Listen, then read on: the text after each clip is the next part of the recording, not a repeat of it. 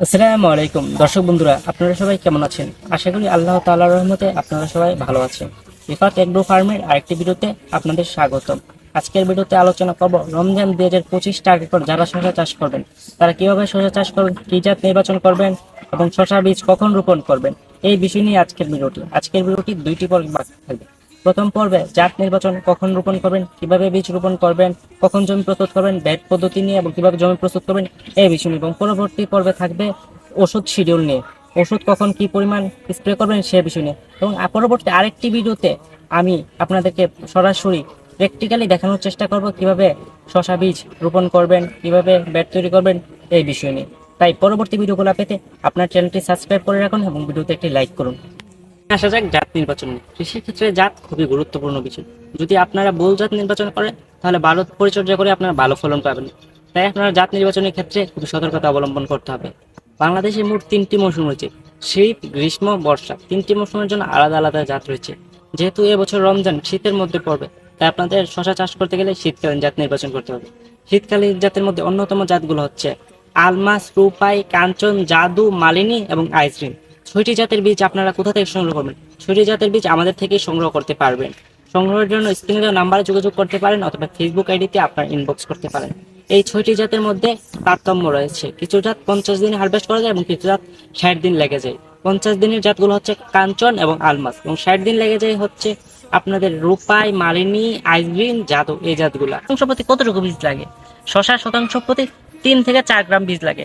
তাই যেহেতু শীতকালে জার্মিনেশন রেট খুব কম থাকে, তাই আপনাদের 4 গ্রাম করে বীজ লাগতে পারে। এবং আপনারা শশার চারা করে নেবেন। চারা করে নেওয়াই উত্তম, কারণ শীত থাকলে তা জার্মিনেশন হওয়ার সম্ভাবনা খুবই কম। কখন রোপণ করবেন? রোপণের সময় চাষের ক্ষেত্রে খুব গুরুত্বপূর্ণ বিষয়। এবছর রমজান টার্গেট করে শসা করতে গেলে তীব্র শীত থাকবে, তাই গাছ অন্য মৌসুমের তুলনায় গ্রোথ কম থাকবে। তাই হারভেস্ট করতে 50 থেকে 60 দিন লাগবে। তবে কিছু কিছু জাত আছে তীব্র শীত সহনশীল, সেগুলো 50 দিনেই প্রথম হারভেস্ট করা যায়, যেমন কাঞ্চন এবং আলমাস। জাদু, রূপাই, মালিনী, আইসগ্রিন প্রথম হারভেস্ট করতে প্রায় 55 থেকে 60 দিন লেগেছে।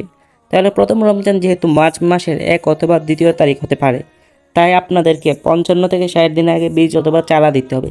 তবে চারা দেওয়াটাই উত্তম। তাহলে আপনাদেরকে ডিসেম্বরের 27 অথবা জানুয়ারির 5 তারিখের মধ্যে ট্রেতে চারা দিতে হবে।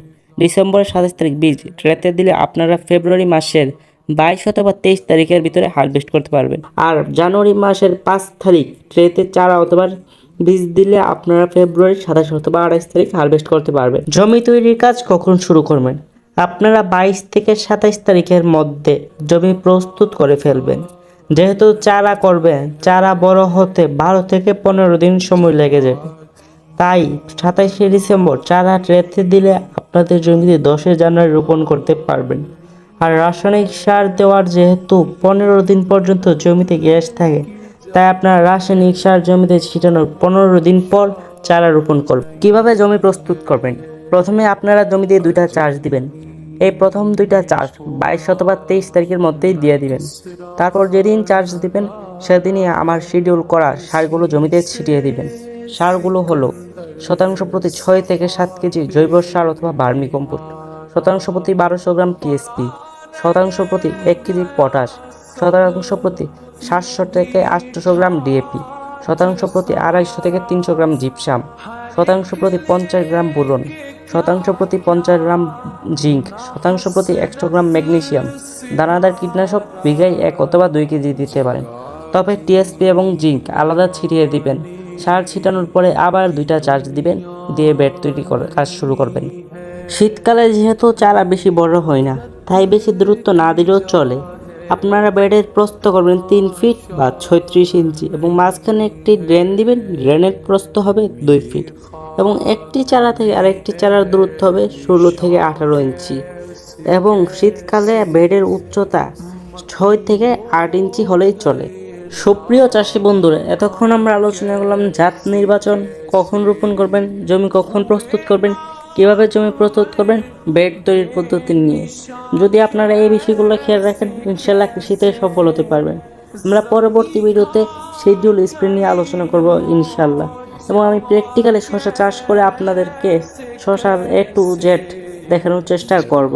পরবর্তী ভিডিওগুলো পেতে আমার চ্যানেলটিকে সাবস্ক্রাইব করে রাখেন এবং আমার ভিডিওতে লাইক করেন।